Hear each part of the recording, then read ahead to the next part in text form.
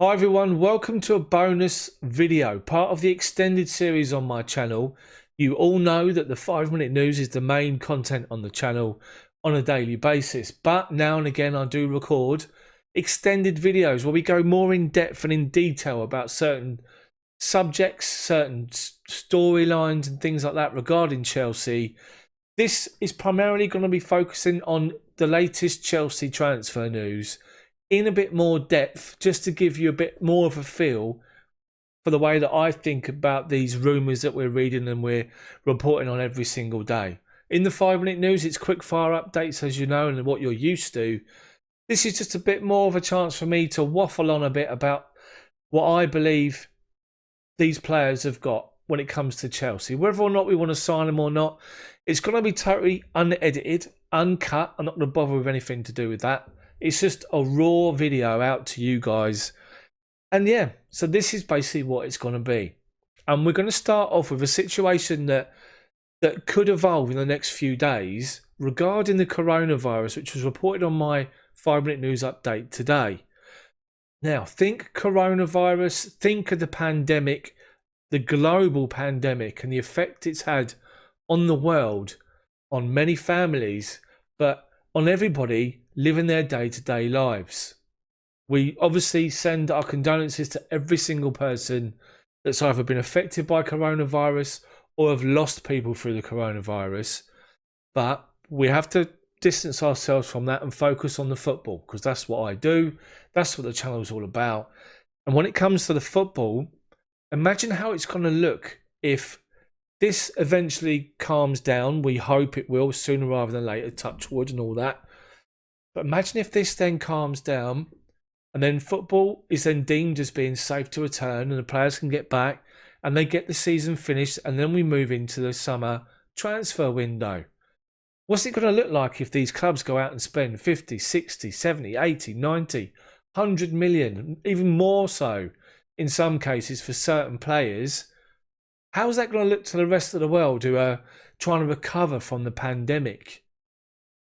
It was an article featured, as I say, in my video today. And what would the world just think of that? Is that going to have a major effect on how big clubs, you think of the big clubs in Europe that go and splash the cash, how they're going to deal with this year's summer transfer window, and if it's going to have a negative effect, and exactly how much an effect that's going to have on these teams. We spoke about it earlier today. The loan system could become something that is the mainstream this summer, with plenty of clubs negotiating a year-long loan first to pay a fee, obviously, and the players' wages, to then reach an agreement to sign for X amount of money next summer. Big, big money next summer. Think of Jadon Sancho. Think of Coutinho. Think of Harry Kane, for example. All are being linked with moves as close to, if not bang on, or even more than 100 million this summer. Now, we know that we've seen reports with Philippe Coutinho, Chelsea exploring a loan move first. He was quoted about 80 million, wasn't he? Chelsea are looking at a loan move, and that loan agreement could be 30 million over the course of this season, or a bit less than that, and then 50 million next summer, next year. I think it's a very real possibility, and the big players that are looking for moves are going to be affected, and they're going to have to settle for deals in maybe a year's time. But as I say, a loan agreement first. I'm reading reports tonight that Man United have come out and admitted if Harry Kane's going to cost them 150 million, they can't afford to do that. Now, is it that they can't afford to do that because they're going to try and sign Sancho for big money? Or does it mean they can't sign players of that value, including Jadon Sancho? Whereas we all know Chelsea have got big money to spend. Big money to spend. So you can imagine at the moment these agents are having a nightmare, because we all know they like to line their pockets with their commission and their fee. If they're not going to get that because of loan moves, it'll disrupt them and their plans and their pockets and bank accounts.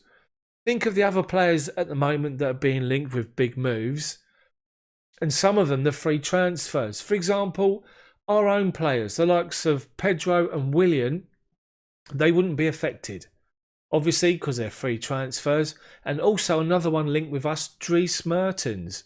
And I see some comments on my YouTube channel saying we don't want to go after Mertens. Mertens is finished. He's obviously not, and he's proven in Italy that he can still score goals. Yes, I understand that Serie A is very different to the Premier League, but do you think he can come in and cut it here? Let me know in the comment section below about anything I'm discussing while you're watching. You can always hit that pause button, write your comment, and then press play again, but then make sure you hit the like button too. But Dries Mertens is a very real possibility, I believe, short term. Someone that's going to come in and give Tammy Abraham immediate competition. But then you look at the other strikers that we're being linked with. For example, we're being linked with Waldschmidt, the forward. I can't remember his first name. Luca Waldschmidt, the Freiburg centre forward. He's supposed to be the new link man up front. He likes dropping deep and he likes holding play up, but he's only 5'9". He's only worth 20 million euros. Is he worth a punt? Bearing in mind, he has sort of struggled in the beginning part of his career, but he's beginning to score some goals. He impressed Frank Lampard in the Euro 21 tournament last summer. I wonder, will he come in and provide immediate competition for Tammy Abraham? Because at the end of the day, that's what we want, isn't it? What we want is immediate competition for places. We want someone to come in and make Tammy Abraham sit up and take notice and think, I need to work harder to keep my place in the team. As I say, you got Luca Waldschmidt. You got Ousmane Dembele, Moussa Dembele, over at Lyon. Proven goal scorer in Scotland. He's big money as well. 60 million they're quoting. Could he come in and do a job? Would he provide competition for Tammy Abraham? I think he would. But I think Tammy would still be seen as the number one. And whether or not someone that plays most weeks in the teams they're at currently to accept to come in and fight for a place at Chelsea is very different. Very, very different. So the whole situation with strikers and forwards is up in the air at the moment, and we're going to read and see a whole host of names being linked. I mean, look at, for example, Lautaro Martinez, the new Aguero, the Argentine centre forward over at Inter Milan. He's got his heart set on a move to Barcelona. Quique Setién, the Barcelona manager's come out today to say that the economic climate will probably change. He's not sure if they'll be able to go and pay big money for somebody such as him. And again, it then puts the focus and the emphasis on the Premier League sides, the likes of Man City and Chelsea.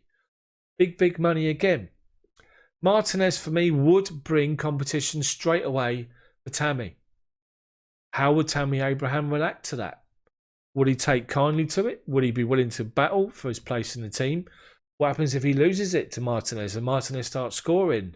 Frank Lampard's an advocate of, if you're playing well, you'll be in the team. If you can't get in the team because somebody else is there, how would Tammy Abraham deal with that? I believe he'll deal with it like any other professional would, but it's an interesting point to note. Would he fight for his place and be happy to do that over a period of weeks if he can't get a look in? But that's what we want. We want competition for places. That's the main thing. Anyone that's going to be signed to come into Chelsea and not provide competition, don't worry about it. There's no point. Someone to come in and to be a squad player at an age mid-20s on to late 20s, I don't understand it. You need to come in and provide that competition. Younger players, 20s, early 20s, fair enough, because they can come in and then make their mark. But I just wonder if these players we're being linked with, out of all of them, who's got real substance? Has Mertens got substance? Has Luca Waldschmidt got substance? Has Lautaro Martinez got substance? Dembele, which we were linked with. Also Luka Jovic at Real Madrid. That's another player who would be interested in a loan move because Real Madrid won't want to sell him because he struggled at Madrid, but they'll be willing to loan him out. So it could be another option.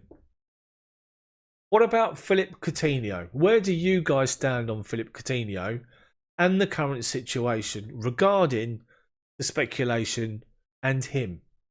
Is he somebody that you want to see at Chelsea? Is he somebody that you think could be the catalyst, the spark at our team to create from nothing, like Cesc Fabregas used to be, like Eden Hazard used to be. Very different players, but they both did it in different ways. They still created openings from nothing. And can Philippe Coutinho come in and do that? As I said before, I think a loan move would be the option. But he would then come in, and this is what I spoke about in my video the other day. Frank Lampard has tried the 3 at the back. He's also done the 4-3-3 and the 4-2-3-1.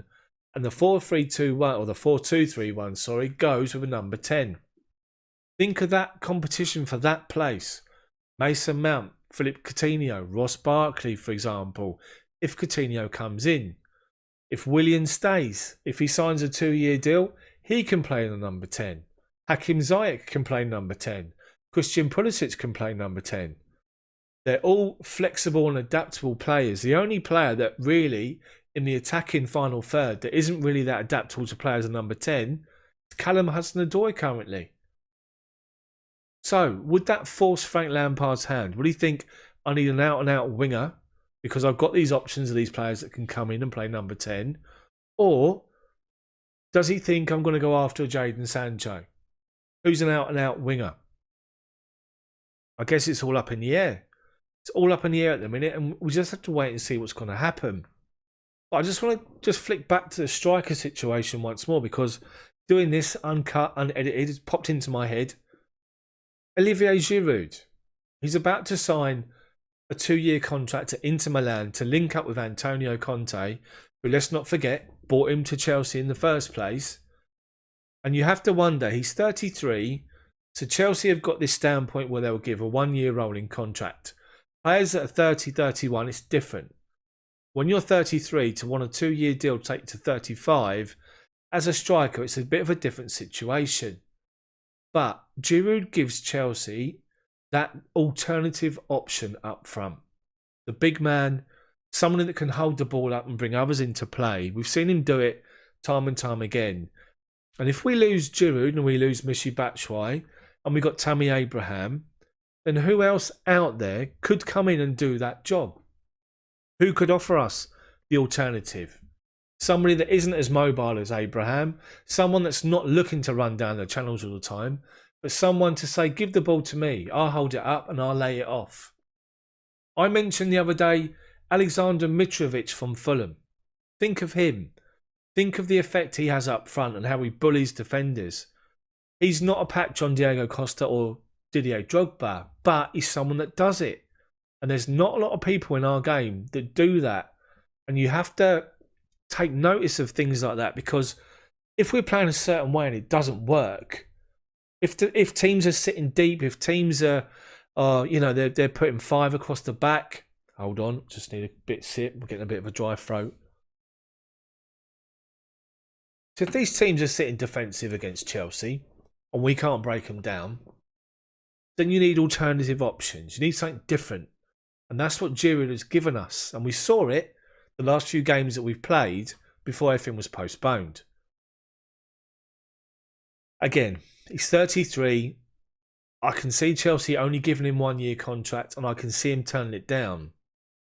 That's the problem. Who else could come in and do that job?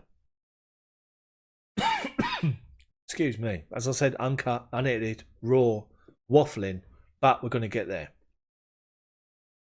So, other stories that we featured, and I'm getting hammered today about Jordan Pickford being linked with a move to Chelsea. Yes, I understand that he's got the second worst goalkeeping stats in the Premier League, just in front of Kepa.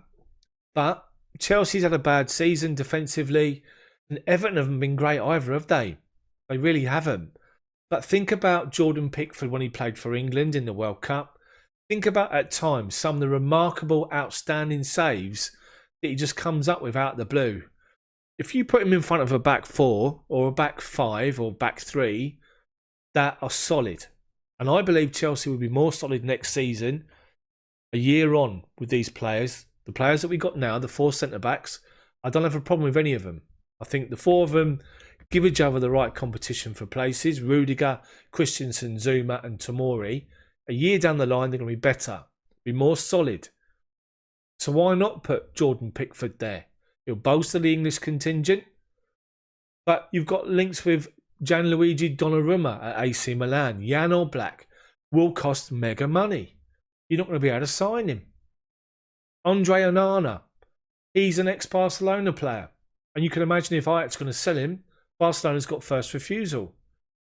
So he ruled out the equation. So it leaves us with maybe, what about Henderson, the Man United goalkeeper over at Sheffield United? He's been brilliant this season. Nick Pope over at Burnley, he's another one. But at a certain level. You know, we're talking challenging for top 4. We're talking hopefully challenging for titles. We're talking Champions League. These players need to be at this level, and you need to see them exposed at this sort of a level before you take a risk and take a gamble. Yes, I understand what I'm saying as I'm saying it regarding Kepa and the big money. I still think Kepa will come good. That's just me. I think he'll come good. I think he's recovered from the situation he was in. And remember, it's the most exposed position on the football pitch. Everything that you do as standard, coming for crosses, making blocks, it doesn't get talked about. It's when you make mistakes they get highlighted. And Kepa's suffered. Yes, he's made plenty of mistakes, but he's come through it. So you think about the players we're being linked with, goalkeepers. We're thinking about left backs, Ben Chilwell, Alex Telles. And Telles looks as though today that he's in talks with PSG and the deal is reportedly close to completion. So Chilwell and or one other to go up against each other. But I think Chelsea are putting all their eggs in one basket when it comes to Chilwell. Again, Leicester, Premier League, won't want to lose a player to a rival. Big money again. Then we're looking at our midfield. I think our midfield's all right. Unless Jorginho wants to go. His agent's doing that thing where he's talking up the salary again. I wonder if we can keep everybody there, including N'Golo Conte. I mean, why would you sell him? You wouldn't sell him because you want to keep your best players, unless he wants to move. But reports are he doesn't. So keep Conte there. Think you've got Ruben Loftus-Cheek back. Billy Gilmore's got some exposure. Efan Ampadu's an option next season as well. Danny Drinkwater will go. Ross Barkley's got to fight for his future. Kovacic, outstanding player of the season.